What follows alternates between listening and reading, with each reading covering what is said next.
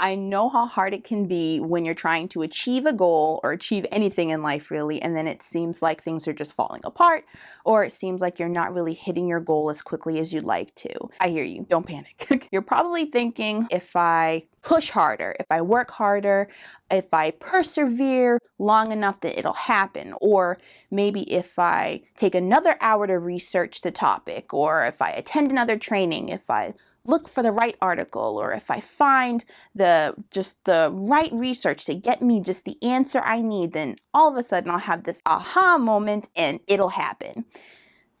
Unfortunately, this is not how life works. Sorry. And it's really taken me quite a bit of time to actually come to terms with this myself. I am you. If you are someone who feels like if they just take that extra hour to research a topic, or to find the right training, or to find the right opportunity, that suddenly my goal will be hit and I will finally achieve the success or the opportunity I'm looking for.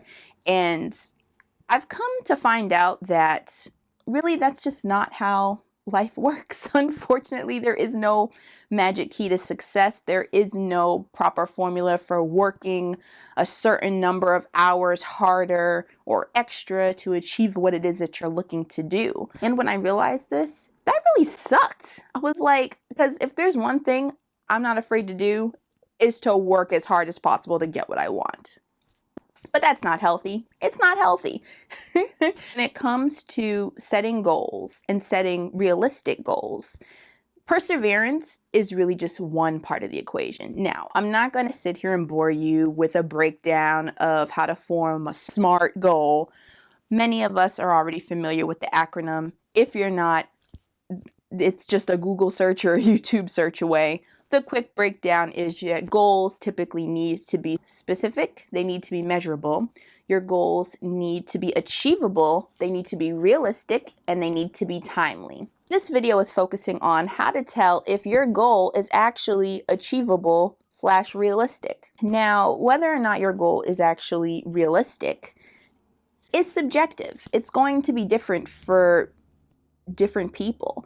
And ideally, what you'll want to do is assess what it is that you're trying to accomplish, assess why it is that you're trying to accomplish it, and really determine if how you're looking at it is healthy, because it might not be healthy. In this day and age, we're trying to move away from unhealthy capitalistic norms to healthy things that are just meant to create life and joy within us. So go ahead, sit back, relax, grab a drink, subscribe and like, and we'll get into it. Perseverance is really only one step of the equation. A lot of rhetoric out there teaches you that if you just push harder, or if you try harder, then you can achieve the success that you see everybody else in the world has. You see it on YouTube, you see it on TV, you see it on Insta. You know, I achieved my goals in 5 months flat because I did X, Y, and Z. It's not reasonable, it's not possible. What I'd like to do for you today is leave with you 3 ways to tell if your goal is actually realistic or not, to help you kind of get back into that healthy mindset and really understand what having goals is all about. Step 1, is your goal sustainable? If your goal or the steps that you're taking to achieve your goal are not sustainable, if they are pushing you to the limit, then these are not healthy goals. If your actions are not sustainable, then there's no way you're going to reach your goal, no matter what timeline you set in place. Nobody wants to lose 20 pounds in 3 months and then gain it right back afterwards. No one wants that. Who wants that? So make sure that your goals and the actions that you're taking to reach your goals are actually sustainable. Another way to tell if your goals are actually sustainable is if they're in alignment with your actual interests, abilities, and time. So if what you're doing to achieve your goal isn't fun, doesn't bring you any kind of joy, doesn't make you want to do it even in the slightest, then you really need to assess how you're trying to achieve those goals. Now, I know what you're thinking. You're probably saying, well, that's easier said than done. If we liked the process to our goals, then we would have achieved them by now. Not necessarily. Honestly, it's all about perspective. If you're framing your goals or how you achieve your goal, how you want to achieve your goals in a negative way. So for instance, I want to lose 100 pounds, or I want to get rid of all my student loan debt. That's really a negative framework. What you want to do is have steps that are actually positive frameworks that make you want to do them. You have to kind of trick your mind into this. So for instance, if you want to lose weight, instead frame it as, my goal is to eat X amount of servings of fruits and vegetables every week.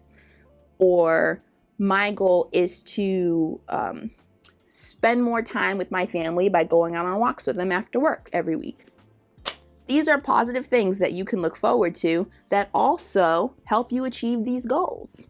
So make sure they're in alignment with your interests, with your abilities. If you're setting a goal to be if you want to sell 1 million copies of your book by the end of the year, but your abilities do not include writing or even time management, then that's a sign that you're setting an unrealistic goal.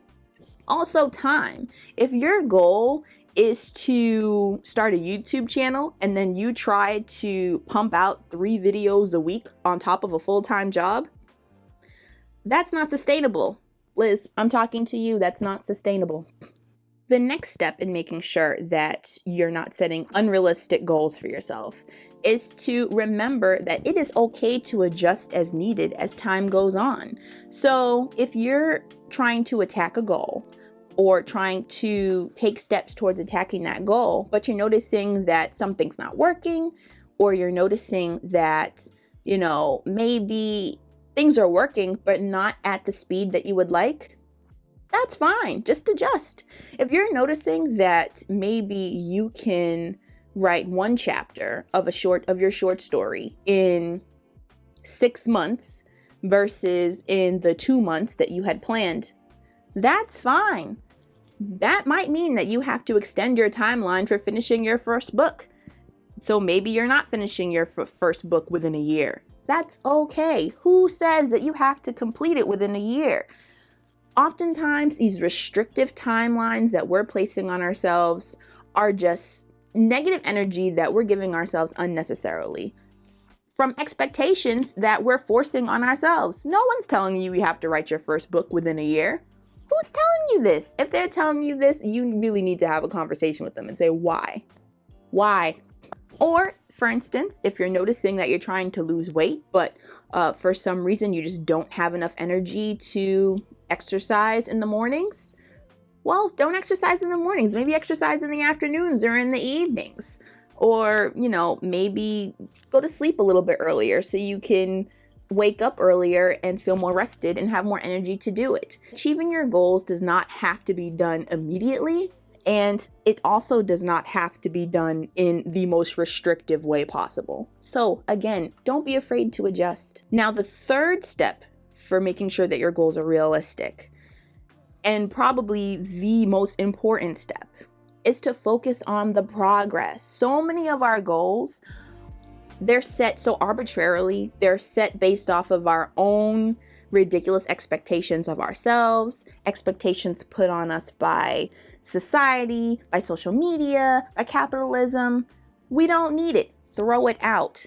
The main thing you want to focus on is progress. Let me tell you a story. So I started Noom to try and lose some poundage. And my goal when I started last July was to lose like 30 pounds by my birthday, which is in December. And so I thought to myself, I pulled out my calendar. I was like, all right, well, if I know the human body can healthfully lose 2 pounds a week. So if I make sure that I'm on my A game, then, I could technically lose 2 pounds a week. But because I wanted to call myself being understanding and being realistic, 2 pounds might be a stretch. So let me aim for 1.5 pounds a week. And so if I lose 1.5 pounds a week, then by December, I should lose 30 pounds, which I think is that's right on schedule. No, unrealistic. Completely unrealistic. And then the funny part was that I decided to try and convince myself that that was realistic by going for 1.5 pounds a week instead of 2 pounds a week. Heck, even if I lowered it to 1 pound a week, it still would have been very unrealistic given my ability at the time, given the energy that I had to commit towards my goal. It made no sense. On top of that, I really didn't do enough soul searching to figure out why it was I felt that I needed to lose 30 pounds. I mean, yeah, there's a BMI, but who cares what she has to say anyways? So honestly, fast forward to now, and I've been in the program for 3 months away from a year, and I've lost 16 pounds. Now, initially I was thinking, oh, that sucks. I'm like, it took me like almost a year to get barely halfway. This is terrible. No, this is great, because honestly, if I had never started the program in the first place, I would have been back at 0 pounds lost, which is terrible. And now I've already seen this is not a promotional video for Noom, by the way, but in general, I've already noticed changes that I've made to my lifestyle and my habits that have made this journey, because journeys aren't supposed to be completed in a couple months, that have made this journey worthwhile, have made it sustainable. I've adjusted my expectations, and now I am celebrating my progress that I continue to make. But the moral of the story is that whatever goal you're trying to achieve, celebrate your progress. Celebrate the small wins. Yes, you may not have hit exactly what you wanted to do by the specified time you set for yourself, but the fact that you decided to take the leap, the fact that you decided to actually push yourself just enough to actually have some change, that's a huge win. Celebrate yourself. Celebrate. Please do. I hope that after this video, if you take one thing away from this, just be patient with yourself. Be patient. Understand that the goals and the timelines that we've set on ourselves are completely arbitrary.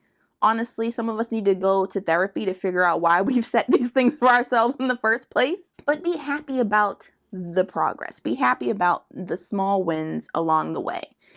Because a bunch of small wins along the way add up to really big, successful wins, even if they don't touch the original goals that you've put in place for yourself. So please, next time you come up with a goal, or even the goals that you have right now, take the time to ask yourself if this is really realistic for you, or if you're setting unreasonable expectations on yourself for no reason whatsoever. So if you found this helpful, please like, share, subscribe. Every week, I'd like to send you some inspirational messages, tips on how to develop yourself in a positive way, and some randomness to have fun along the way too. And in the comments below, let me know, what goals have you set for yourself that ended up being completely unrealistic? With that being said, this is Liz signing off. Be happy, be healthy, be free. I know that's corny, but I liked it.